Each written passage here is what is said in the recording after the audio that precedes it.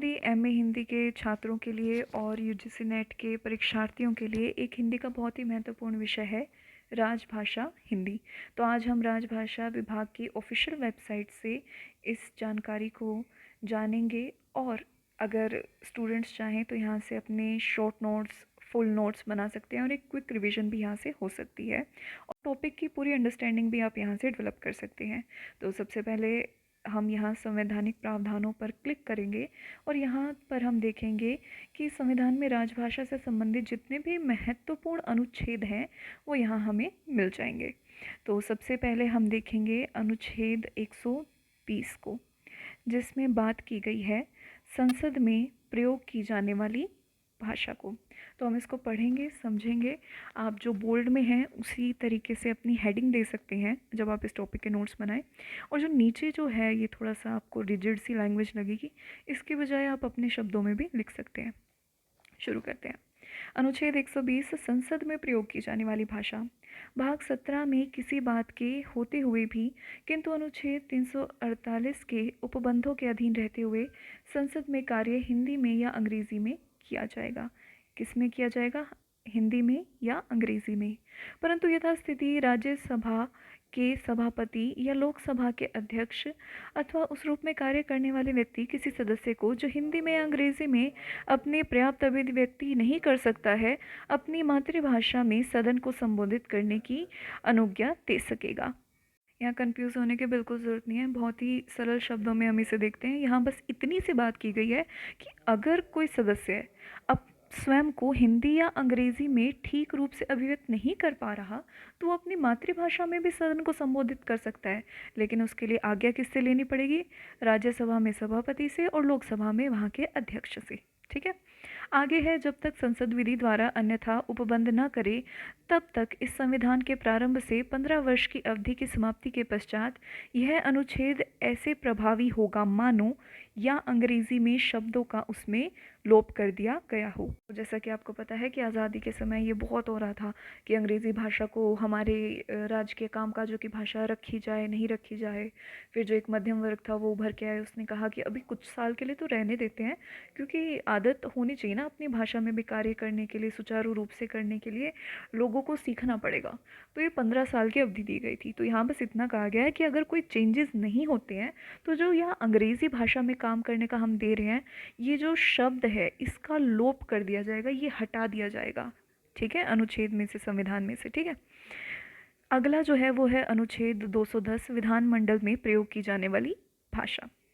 तो भाग 17 में किसी बात के होते हुए भी किंतु अनुच्छेद 348 के उपबंधों के अधीन रहते हुए राज्य के विधानमंडल में कार्य राज्य की राजभाषा या राजभाषाओं या हिंदी या अंग्रेजी में किया जाएगा।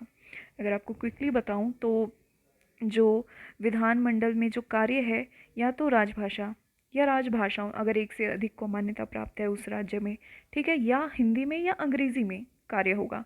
और फिर नीचे वही बात कह रखा है कि अगर कोई इन उपरोक्त भाषाओं में खुद को अभिव्यक्त नहीं कर सकता तो वो अपनी मातृभाषा में करे, और इसके लिए जो उसे परमिशन लेनी होगी विधानसभा के अध्यक्ष से और विधान परिषद के सभापति से। ठीक है। और आगे जो है ये वही बात आ गई 15 वर्ष की अवधि तक।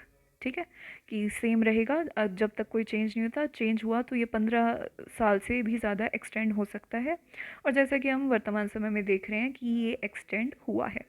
एक और बात जो कही गई है कि 15 वर्ष तो इन्होंने इन जनरल कह दिए, लेकिन हिमाचल प्रदेश, मणिपुर, मेघालय, त्रिपुरा, इसके लिए जो समय है कि जो अंग्रेज़ी भाषा का, वो है 25 वर्ष। और जो अरुणाचल प्रदेश, गोवा, मिज़ोरम है, उनके लिए जो समय निर्धारित है वो है 40 वर्ष। 40 वर्ष तक अंग्रेज़ी में सुचारू रूप से चलता रहेगा, कोई चेंजेस नहीं आया तो हट जाएगा, चेंजेस आए तो अंग्रेज़ी भाषा का प्रयोग चलता रहेगा। ठीक है, यहाँ तक क्लियर। आगे हम आ जाते हैं अनुच्छेद 343 संघ की राजभाषा। वेरी इंपॉर्टेंट, इसमें बता रखा है कि जो संघ की राजभाषा है वो हिंदी और लिपि देवनागरी होगी। संघ के शासकीय प्रयोजनों के लिए प्रयोग होने वाले अंकों का स्वरूप भारतीय अंकों का अंतर्राष्ट्रीय रूप होगा, यानी ये वाला। ठीक है। और जो देवनागरी रूप क्या होता है? ऐसे, ये। ठीक है। दूसरा कह रहा है कि खंड में किसी बात के होते हुए भी इस संविधान के प्रारंभ से 15 वर्ष की अवधि तक संघ के उन शासकीय प्रयोजनों के लिए अंग्रेजी भाषा का प्रयोग होता है। ये वही बात आ गई फिर से, अंग्रेजी वाला, बस इसमें एक जो चीज़ जुड़ गई है कि वो है परंतु राष्ट्रपति जो ये अवधि दे रखी है ना, इसके दौरान अगर आदेश दे, मतलब ये जो 15 साल का टाइम है ना, इसमें भी अगर राष्ट्रपति आदेश देना, तो जहाँ अंग्रेजी भाषा का प्रयोग हो रहा है ना शासकीय प्रयोजनों के लिए, वहाँ हिंदी भाषा का भी प्रयोग हो सकता है। और जो अंकों का अंतर्राष्ट्रीय स्वरूप है ना, उसको देवनागरी रूप में भी हम बदल सकते हैं, चेंज कर सकते हैं, प्रयोग में ला सकते हैं। ठीक है। आगे है, इस अनुच्छेद में किसी बात के होते हुए भी संसद उक्त 15 वर्ष की अवधि के पश्चात, यानी ये 15 साल बीतने के बाद, ठीक है, अंग्रेजी भाषा का या अंकों के देवनागरी रूप का ऐसे प्रयोजनों के लिए प्रयोग उपबंधित कर सकेगी जो ऐसी विधि में विनिर्दिष्ट किए जाएं। मतलब वही बात है कि 15 साल के बाद भी कंटिन्यू हो सकता है अंग्रेजी का प्रयोग, बस अगर ये चीज़ का निर्णय ले लिया जाता है। उसके बाद आता है अनुच्छेद 344। ये बोल्ड में नहीं है बट ये भी हेडिंग में ही यूज़ होगा। तो इसमें कहते हैं कि राजभाषा के संबंध में आयोग और संसद की समितियां, यहाँ हम देखेंगे आयोगों को और समितियों को। ठीक है। तो राष्ट्रपति इस संविधान के प्रारंभ से 5 वर्ष की समाप्ति पर, यानी कि 1955, और तत्पश्चात ऐसे प्रारंभ से 10 वर्ष की समाप्ति, यानी कि 1960 पर आदेश द्वारा एक आयोग गठित करेगा। एक आयोग गठित करेगा इस टाइम पे और इस टाइम पे, जो एक अध्यक्ष और 8वीं अनुसूची में विनिर्दिष्ट विभिन्न भाषाओं का प्रतिनिधित्व करने वाले ऐसे अन्य सदस्यों से मिलकर बनेगा, जिनको राष्ट्रपति नियुक्त करें, नियुक्ति राष्ट्रपति द्वारा, और आदेश में आयोग द्वारा अनुसरण किए जाने वाली प्रक्रिया परिनिश्चित की जाए। मतलब एक आयोग का गठन करो, उसके सदस्य को चुनो और उनको क्या क्या कार्य करने हैं वो जो है उसको निश्चित किया जाए। ये बात यहाँ कही गई है। ठीक है। 8वीं अनुसूची हमें पता है प्रारंभ में 14 जो थी भाषाओं को मान्यता प्राप्त था राजभाषा का, और वर्तमान समय में कुल 22 भाषाएं हैं इंक्लूडिंग हिंदी। करेक्ट। चलो आगे चलते हैं। आगे कहते हैं आयोग का क्या कर्तव्य होगा। अब जो ये आयोग गठन की बात कर रहे हैं कौन से अनुच्छेद में, अनुच्छेद 344 में। अब इसका काम क्या होगा कि वह राष्ट्रपति को क्या, संघ के शासकीय प्रयोजनों के लिए हिंदी भाषा के अधिकाधिक प्रयोग के लिए प्रेरित करेगा कि भाई हिंदी को यूज़ करो। दूसरा, संघ के सभी या किन्हीं शासकीय प्रयोजनों के लिए अंग्रेजी भाषा के प्रयोग पर निर्बंधन। ठीक है। आगे अनुच्छेद 348 में उल्लेखित सभी या किन्हीं प्रयोजनों के लिए प्रयोग की जाने वाली भाषा के संबंध में जो है ये आयोग ने सजेशन देगा, सुझाव देगा। ठीक है। संघ के किसी एक या अधिक विनिर्दिष्ट प्रयोजनों के लिए प्रयोग किए जाने वाले अंकों के रूप में किस भाषा का प्रयोग किया जाए, इसके बारे में ये अपने सुझाव देगा। संघ की राजभाषा तथा संघ की और किसी राज्य के बीच या राज्य और दूसरे राज्य के बीच पत्रादि की भाषा, यानी कि दो राज्यों के बीच में, ठीक है, संघ और राज्य के बीच में जो लेटर्स एक्सचेंज होंगे ना, और उनके प्रयोग के संबंध में राष्ट्रपति द्वारा आयोग को निर्देशित किए गए किसी अन्य विषय के बारे में सिफारिश। मतलब ये आपस में किस लैंग्वेज में करेंगे या जो भी इनसे संबंधित ऑर्डर है उसको लेके जो है आयोग का कर्तव्य होगा कि वो राष्ट्रपति को सजेशंस दे, सुझाव दे। ठीक है। उसके आगे हम देखते हैं, ये जब हम अनुच्छेदों की जानकारी ले रहे हैं तो ये इतना इम्पोर्टेंट है नहीं, ये बस अंडरस्टैंडिंग डेवलप करो यहाँ से, और इसको इतना जोट डाउन करने की ज़रूरत है नहीं, इसे समझने की ज़रूरत है। और अपने भाषा में अगर इसमें से कुछ पॉइंट्स निकालना चाहें तो निकाल सकते हैं। इम्पोर्टेंट ये है, और इसी से संबंधित आगे सब टॉपिक्स भी आएंगे फुल फ्लेज, वहाँ ये देखेंगे। आगे है, खंड 2 के अधीन अपनी सिफारिशें करने में आयोग भारत के औद्योगिक, सांस्कृतिक, वैज्ञानिक उन्नति का लोक सेवा के संबंध में अहिंदी भाषी क्षेत्रों के व्यक्तियों के न्याय संगत दावों और हितों का सम्यक ध्यान रखेगा। अब यूँ नहीं है कि समिति बन गई है, हिंदी को प्रमोट करना है तो अननेसेसरी जहाँ पे पॉसिबल नहीं है या जहाँ पे डेवलपमेंट में बाधा पड़ रही है उसकी वजह से, तो आप वहाँ पे सजेशन देते रहो कि यहाँ भी हिंदी का प्रयोग हो, यहाँ भी हिंदी का प्रयोग हो। अब अहिंदी प्रदेश के व्यक्ति हैं, बच्चे हैं, अगर वो नहीं समझ रहे हैं हिंदी को, ठीक है, एक उम्र बीत गई है, कुछ जो बहुत थोड़े से ओल्ड एज के अधिकारी हैं उन पे आप थोपोगे नहीं। ठीक है। सबको ध्यान रखोगे आप। ठीक है। आगे आ गया, एक समिति गठित की जाएगी जो 30 सदस्यों से मिलकर बनेगी। ठीक है।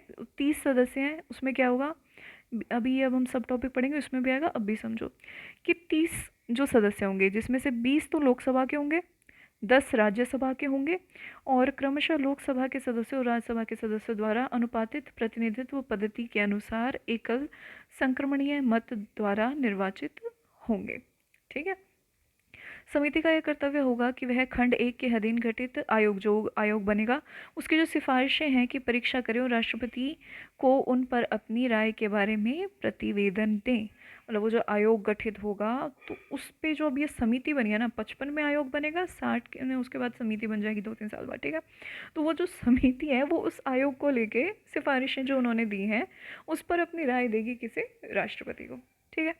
अगला है अनुच्छेद 343 में किसी बात के होते हुए भी राष्ट्रपति खंड 5 में निर्दिष्ट प्रतिवेदन पर विचार करने के पश्चात उस संपूर्ण प्रतिवेदन के या उसके किसी भाग के अनुसार निर्देश दे सकेगा। मतलब यहाँ राष्ट्रपति को बहुत पावर है इस चीज़ों में। ठीक है।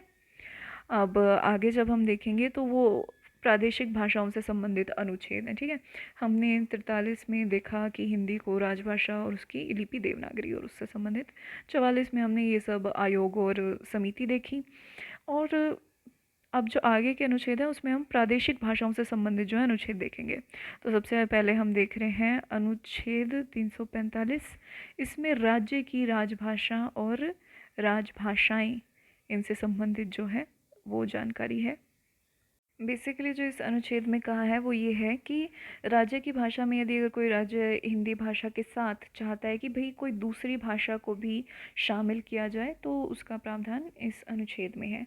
अगला जो हम अनुच्छेद देख रहे हैं वो है अनुच्छेद 346 और अनुच्छेद 347 के उपबंधों के अधीन रहते हुए किसी राज्य का विधानमंडल विधि द्वारा उस राज्य में प्रयोग होने वाली भाषाओं में से किसी एक या अधिक भाषाओं को या हिंदी को उस राज्य की सभी या किन्हीं शासकीय प्रयोजनों के लिए प्रयोग की जाने वाली भाषा या भाषाओं के रूप में अंगीकार कर सकेगा। क्या ईजिएस्ट वे में अगर आप इसको समझो ना, तो अगर कोई राज्य है उसका जो विधानमंडल है वो चाहे तो एक से अधिक भाषा को या हिंदी को उस राज्य के शासकीय प्रयोजनों के लिए यानी कामकाज के लिए प्रयोग में ला सकेगा, परंतु जब तक राज्य का विधानमंडल विधि द्वारा अन्यथा उपबंध ना करे, यानी कि विधि द्वारा जब तक कोई उपबंध ना किया जाए तब तक राज्य के भीतर उन शासकीय प्रयोजनों के लिए अंग्रेजी भाषा का प्रयोग किया जाता रहेगा। मतलब जब तक आप खुद से चेंज नहीं ला रहे, डिसिसिव नहीं हो रहे हो, तब तक अंग्रेजी भाषा का प्रयोग चलता ही रहेगा। जिनके लिए इसका उसका इस संविधान के प्रारंभ से ठीक पहले प्रयोग किया जा रहा था। जब हमारा संविधान बना था उससे पहले हमें पता है जब अंग्रेज हम पे शासन कर रहे थे तो कार्यों के लिए, शासकीय कार्यों के लिए अंग्रेजी भाषा का प्रयोग हो रहा था। तो जब तक आप कोई अल्टरनेटिव नहीं देख लेते, आप हिंदी को नहीं दे देते वो मान्यता या किसी और भाषा को नहीं देते, तब तक अंग्रेजी चलती रहेगी। ठीक है। तो ये तो है ही। अब इसको थोड़ा सा और डिटेल में देखते हैं अनुच्छेद 346 को। ठीक है। इसका जो मेन जिस अगर एमसीक्यू आ जाता है तो क्वेश्चन कैसे बन सकता है कि एक राज्य और दूसरे राज्य के बीच या किसी राज्य और संघ के बीच पत्र आदि की राजभाषा, मतलब किस अनुच्छेद में दो राज्यों के बीच और राज्य और संघ के बीच में पत्र आदि की राजभाषा का प्रावधान है, तो वो है अनुच्छेद 346। तो यहाँ कहते हैं संघ के में राज्य शासकीय प्रयोजनों के लिए प्रयोग किए जाने वाली तत्समय प्राधिकृत भाषा एक राज्य से दूसरे राज्य के बीच में तथा किसी राज्य और संघ के बीच में पत्र आदि की राजभाषा होगी। परंतु यदि दो या अधिक राज्य यह करार करते हैं कि उन राज्यों के बीच पत्र आदि की राजभाषा हिंदी भाषा होगी तो ऐसे पत्र आदि के लिए उस भाषा का प्रयोग किया जा सकेगा। मतलब बेसिकली वही जो आपने डिसाइड किया है, प्लस अगर दो राज्य कहते हैं कि भाई हम तो आपस में जो है लेटर्स जो एक्सचेंज करेंगे हम हिंदी में कर सकते हैं, तो जो है राजभाषा हिंदी को वो दर्जा मिल जाएगा कि ये जो दो राज्य हैं ये आपस में कार्य के लिए हिंदी को प्रयोग में ला सकते हैं। ठीक है। अगला अनुच्छेद है 347, किसी राज्य की जनसंख्या के किसी भाग द्वारा बोली जाने वाली भाषा के संबंध में विशेष उपबंध। बेसिकली यदि इस निमित्त मांग किए जाने पर राष्ट्रपति का यह समाधान हो जाता है कि किसी राज्य की जनसंख्या का पर्याप्त भाग्य चाहता है कि उसके द्वारा बोली जाने वाली भाषा को राज्य द्वारा मान्यता दी जाए, तो वह निर्देश दे सकेगा कि ऐसी भाषा को भी उस राज्य में सर्वत्र या उसकी किसी भाग में ऐसे प्रयोजन के लिए जो वह विनिर्दिष्ट करे शासकीय मान्यता दी जाए। तो बेसिकली कल को अगर किसी भी राज्य है ना, जैसे हरियाणा हो गया या और कोई राज्य हो गया, वो अगर उसकी जनसंख्या, उसके लोग अगर कह रहे हैं कि हमें ये भाषा चाहिए हमें अपने राज्य के कार्यों के लिए, ठीक है, तो वो जो भाषा है ना उसको भी राष्ट्रपति अपनी शक्तियों द्वारा उसको भी ला सकता है, कार्यरत हो सकती है, वो भाषा इस्तेमाल में आ सकती है। ठीक है। अब जो इसके आगे हम पढ़ेंगे वो होगा 347 तक। तो हमने देखा, इसमें हमने देखा जनसंख्या क्या कहेगी, 46 में हमने देखा पत्र वगैरह कैसे होंगे। अब हम देख रहे हैं कि 48 में जो न्यायालयों के संबंधी क्या भाषा होगी। लेट्स सी, अनुच्छेद 348, उच्चतम न्यायालय और उच्च न्यायालयों में और अधिनियमों, विधेयकों आदियों के लिए प्रयोग की जाने वाली भाषा, पहले बता दूं, अंग्रेजी है। ठीक है। इस भाग के पूर्वगामी उपबंधों में किसी बात के होते हुए भी जब तक संसद विधि द्वारा अन्यथा उपबंध न करे तब तक उच्चतम न्यायालय और प्रत्येक उच्च न्यायालयों की सभी कार्रवाई अंग्रेजी भाषा में होगी। यानी सुप्रीम कोर्ट और हाई कोर्ट की जो भी कार्रवाई होगी वो इंग्लिश में ही होगी। अगला जो है वो कहता है कि संसद के प्रत्येक सदन या किसी राज्य के विधानमंडल के सदन या प्रत्येक सदन में पुनर्स्थापित किए जाने वाले सभी विधेयकों या प्रस्तावित किए जाने वाले संशोधनों, ठीक है, ये चीज़ होगी। एक बार इसको दोबारा से देखते हैं। एक बार आज अगर ध्यान से सुन लोगे फिर बार बार करने की जरूरत नहीं पड़ेगी। अंडरस्टैंडिंग भी बन जाएगी, नोट्स भी बन जाएंगे, शॉर्ट नोट्स भी बन जाएंगे और एमसीक्यूज भी हो जाएंगे। संसद के प्रत्येक सदन या किसी राज्य के विधानमंडल के सदन या प्रत्येक सदन में पुनर्स्थापित किए जाने वाले सभी विधेयकों या प्रस्तावित किए जाने वाले उनके संशोधन। ठीक है। संसद या किसी राज्य के विधानमंडल द्वारा पारित सभी अधिनियम, राष्ट्रपति या किसी राज्य के राज्यपाल द्वारा प्रख्यापित सभी अध्यादेश, इस संविधान के अधीन अथवा संसद या किसी राज्य के विधानमंडल द्वारा बनाई गई किसी विधि के अधीन निकाले गए या बनाए गए सभी आदेशों, नियमों, विनियमों, उपविधियों, प्राधिकृत पाठ अंग्रेजी भाषा में होंगे। ठीक है। ऊपर हमने देख लिया कोर्ट सिस्टम, यहाँ हम देख रहे हैं कि संशोधन हो गए, अध्यादेश हो गए, आदेश हो गए, इन सब में अंग्रेजी भाषा का प्रयोग होगा। खंड 1 के उपखंड क में किसी बात के होते हुए भी किसी राज्य का राज्यपाल राष्ट्रपति की पूर्व सहमति से उच्च न्यायालय की कार्रवाई में जिसका मुख्य स्थान उस राज्य में है, हिंदी भाषा या उस राज्य की शासकीय प्रयोजनों के लिए प्रयोग होने वाली किसी अन्य भाषा का प्रयोग कर लेगा। ठीक है। अब हरियाणा का जो कोर्ट है, अब अगर दे दिए कि ठीक है भाई वहाँ पे तो हिंदी बोलेंगे, ठीक है, या कोई और भाषा बोलेंगे, तो उसको फिर उच्च न्यायालयों में, हाई कोर्ट में आप कर सकते हो। सुप्रीम कोर्ट का नहीं अभी कह रहे हाई कोर्ट में, उच्च न्यायालय, हाई कोर्ट। परंतु इस खंड की कोई बात ऐसे उच्च न्यायालय द्वारा दिए गए किसी निर्णय, डिग्री या आदेश को लागू नहीं होगी, वो इंग्लिश में ही होगा आई गेस। तो आगे बढ़ते हैं। खंड 1 के उपखंड ख में किसी बात के होते हुए भी जहाँ किसी राज्य के विधानमंडल ने उस विधानमंडल में पुनर्स्थापित विधेयकों या उसके द्वारा पारित अधिनियमों में अथवा उस राज्य के राज्यपाल द्वारा प्रख्यापित अध्यादेशों में अथवा उस उपखंड के पैरा 4 में निर्दिष्ट किसी आदेश, नियम, विनियम, उपविधि में प्रयोग किए गए अंग्रेजी भाषा से भिन्न कोई भाषा विहित की है, वहाँ उस राज्य के राजपत्र में उस राज्य के राज्यपाल के प्राधिकारी से प्रकाशित अंग्रेजी भाषा में उसका अनुवाद इस अनुच्छेद के अधीन उसका अंग्रेजी भाषा में प्राधिकृत पाठ समझा जाएगा। तो यहाँ हम देख रहे हैं कि हाई कोर्ट्स, ठीक है, संसद की भी जो ये कार्यवाही से संबंधित जो ये अध्यादेशीय संशोधन है, ठीक है, कोई डिग्री जो लागू हो रही है, इन सभी के लिए अंग्रेजी भाषा का प्रयोग हमें देखने को मिलता है अनुच्छेद 348 में। अगला अनुच्छेद आता है 349, भाषा से संबंधित कुछ विधियां अधिनियमित करने के लिए विशेष प्रक्रिया। इस संविधान के प्रारंभ से 15 वर्ष की अवधि के दौरान अनुच्छेद 348 के खंड 1 में उल्लेखित कृषि प्रयोजन के लिए की जाने वाली भाषा के लिए उपबंध करने वाला कोई विधेयक या संशोधन संसद के किसी सदन में राष्ट्रपति की पूर्व मंजूरी के बिना पुनर्स्थापित या प्रस्तावित नहीं किया जाएगा। और राष्ट्रपति यानी राष्ट्रपति के पास पूरी शक्ति है किसी ऐसे विधेयक को पुनर्स्थापित या किसी ऐसे संशोधन को प्रस्तावित किए जाने की मंजूरी अनुच्छेद 344 के खंड 1 के अधीन गठित आयोग की सिफारिश। हमने देखा था ना कि आयोग और समिति का गठन किस में था, अनुच्छेद 344 में। तो वो जो अगर सिफारिशें देंगी और उस अनुच्छेद के खंड 4 के अधीन गठित समिति के प्रतिवेदन पर विचार करने के पश्चात ही देगा, अन्यथा नहीं।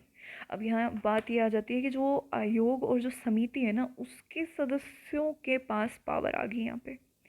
अब राष्ट्रपति उठ के खुद से नहीं कहने जाएगा कि नहीं मुझे ये चेंजेस चाहिए, ये लैंग्वेज यहाँ अप्लाई होगी हैं, या इसका काम यहाँ होगा, नहीं। वो जो समिति है वो सजेशन देगी, किसको? राष्ट्रपति को। अन्यथा नल एंड वॉइड, कोई काम नहीं है इस चीज़ का। ठीक है, अब हम 49 ये देख लिया। अब हम आगे देखते हैं अनुच्छेद 350 को।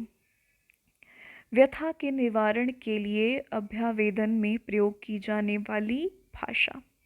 बेसिकली आपको कोई कंप्लेन है, ठीक है, कोई समस्या है और उसके लिए आपको पत्र लिखना है ना, तो उसको लेके जो भाषा है ना, उसके बारे में हम पढ़ेंगे अनुच्छेद 350 में। ठीक है, प्रत्येक व्यक्ति किसी व्यथा के निवारण के लिए संघ या राज्य के किसी अधिकारी या प्राधिकारी को यथास्थिति संघ में या राज्य में प्रयोग होने वाली किसी भाषा में अभ्यावेदन देने का हकदार होगा। अनुच्छेद 350 क। ठीक है, ये जो 350 है ना, इसके ना मतलब एक क ख, इसके दो अंदर सब सेक्शन है। ठीक है, पहला तो है कि कंप्लेन के लिए आप लेटर जो है वो राज्य में प्रयोग होने वाली किसी भी भाषा को दे सकते हो। ठीक है, आपके राज्य में जो भी भाषा का प्रयोग हो रहा है, ठीक है, हिंदी हो रहा है, हिंदी, इंग्लिश, उर्दू, मराठी, जो भी है आप उसका इस्तेमाल कर सकते हैं आपके राज्य में अगर वो प्रयोग हो रही है। ठीक है, उसी में आप लेटर दे सकते हो कंप्लेन का। ठीक है, अगला जो है 350 का, वो कहता है प्राथमिक स्तर पर मातृभाषा में शिक्षा की सुविधाएं। ठीक है, जो जो सबसे प्राइमरी लेवल है ना, जो बंदे की मदर टंग है, उसमें जो है एजुकेशन बच्चे को मिलनी चाहिए। ठीक है, प्रत्येक राज्य और राज्य के भीतर प्रत्येक स्थानीय प्राधिकारी भाषाई अल्पसंख्यक वर्गों के बालकों को शिक्षा के प्राथमिक स्तर पर, जो मतलब बहुत ही जिनकी संख्या कम होती है ना, तो जो संविधान है वो कम पॉपुलेशन वाले जो वर्ग है उसका भी ध्यान रखेगा, तो उनको प्राथमिक स्तर पर मातृभाषा में शिक्षा की पर्याप्त सुविधाओं की व्यवस्था करने का प्रयास करेगा। और राष्ट्रपति किसी राज्य को ऐसे निर्देश दे सकेगा जो वह ऐसी सुविधाओं का उपबंध सुनिश्चित करने के लिए आवश्यक या उचित समझे। अब ये जो अनुच्छेद है वो पावर देता है राष्ट्रपति को, अगर उसको लगता है कि भाई इस राज्य में अल्पसंख्यक वर्गों के लिए जो प्राइमरी एजुकेशन का लेवल है उस पर अगर मदर टंग की शिक्षा की सुविधाएं नहीं प्राप्त हैं, तो उसके लिए जो जो चीज़ आवश्यक है उसकी अरेंजमेंट कौन करेगा? राष्ट्रपति। इस अनुच्छेद के अनुसार कौन सा? 350 क। अब 350 ख पे आते हैं, भाषाई अल्पसंख्यक वर्गों के लिए विशेष अधिकारी। कौन अधिकारी? किसके लिए? भाषाई अल्पसंख्यक वर्ग जो है। तो चलिए देखते हैं।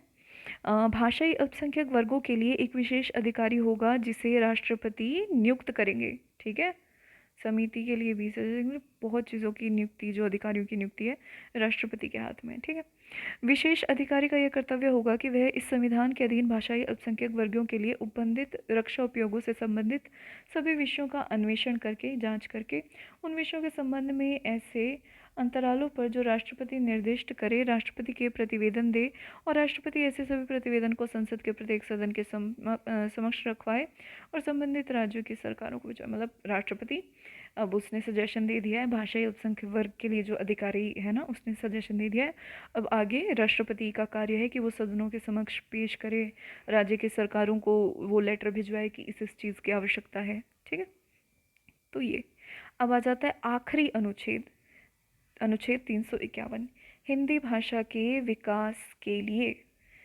इसमें कहा गया है कि भाई ये संघ का कर्तव्य है। ठीक है, कि जो हिंदी भाषा का विकास होता रहे, मतलब वो जीवन के हर क्षेत्र में जो है ना व्यक्ति उसका उपयोग कर सके, ये आपकी जिम्मेदारी बनती है।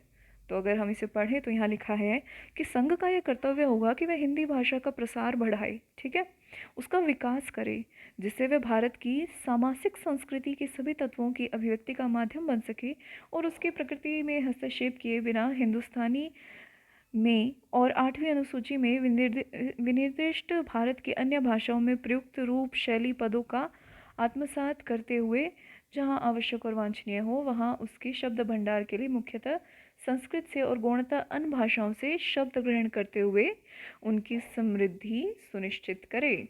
आपको लगता है कि आपको अभिव्यक्ति के लिए अगर और शब्द चाहिए ना, आप संस्कृत से लीजिए और भाषाओं से लीजिए, ठीक है, पर अपने शब्दकोश को बढ़ाइए। ठीक है, जिस जिस क्षेत्र में आवश्यक है उस क्षेत्र से संबंधित जो अगर आपको कुछ परिभाषाएं वहाँ से उठानी है उसे उपयोग में लाइए। तो यहाँ से आराम से नोट्स बन सकते हैं। अब अगर हम बिल्कुल full and final UGC net या कॉम्पिटिटिव एग्ज़ाम के लिए देखें, तो एक बार हम शुरुआत से नज़र डाल लेते हैं कि मेन क्या क्या चीज़ें हैं। ठीक है, तो अनुच्छेद 120 है कि संसद में कौन सी भाषा प्रयोग की जाएगी। 210 है विधानमंडल में कौन सी भाषा प्रयोग होगी। 343 है, इसमें राजभाषा हिंदी और लिपि देवनागरी संघ की राजभाषा के संबंध में जानकारी है। 344 है, इसमें आयोग और समिति के संबंधित जानकारी है। आयोग और समिति को हम अगले भाग में पढ़ेंगे। ठीक है, अनुच्छेद 345 है, उसमें राज्य की राजभाषा और राजभाषाएं से संबंधित है। 346 में है वो है पत्र आदि आप कैसे करेंगे। 47 में है कि आप जनसंख्या के आग्रह पर कौन सी भाषा को लेके आएंगे। ठीक है, 48 में है कि न्यायालयों में अधिनियम और विधेयकों में कौन सी भाषा प्रयोग की जाएगी, जो हम जानते हैं मुख्यतः अंग्रेज़ी। ठीक है, उसके बाद 39 में है कि भाषा से संबंधित जो कुछ विधियां हैं उसके अधिनियमित करने के लिए जो विशेष प्रक्रिया है ये उसको लेके है। ठीक है, उसके बाद आ जाता है अनुच्छेद 350, उसमें अगर आपको कोई कंप्लेन है उससे रिलेटेड। 350 क है, उसमें जो है प्राइमरी लेवल पे जो है ना, प्राथमिक स्तर पर मातृभाषा की शिक्षा। 350 ख है, उसमें भाषाई अल्पसंख्यकों के लिए अधिकारी के लिए। और 351 है कि जो हिंदी भाषा है उसके विकास के लिए जो निर्देश दिए गए हैं। 349 को अगर और क्लियरली हम देखें ना, तो इसमें यही है कि राष्ट्रपति आयोग की सिफारिशों के बिना किसी चीज़ की मंजूरी नहीं दे सकता है। ठीक है, और जब तक आप राष्ट्रपति को कुछ भी पेश नहीं करते ना ये परिवर्तनों से संबंधित कि हमें ये चेंजेस चाहिए, तब तक उसमें कोई परिवर्तन नहीं आ सकता है। तो ये चीज़ थी 349 में। आज के लिए इतना काफ़ी है। अब अगली क्लास जो है उसमें हम जो महत्वपूर्ण आयोग समिति और वो सब है ना वो देखेंगे।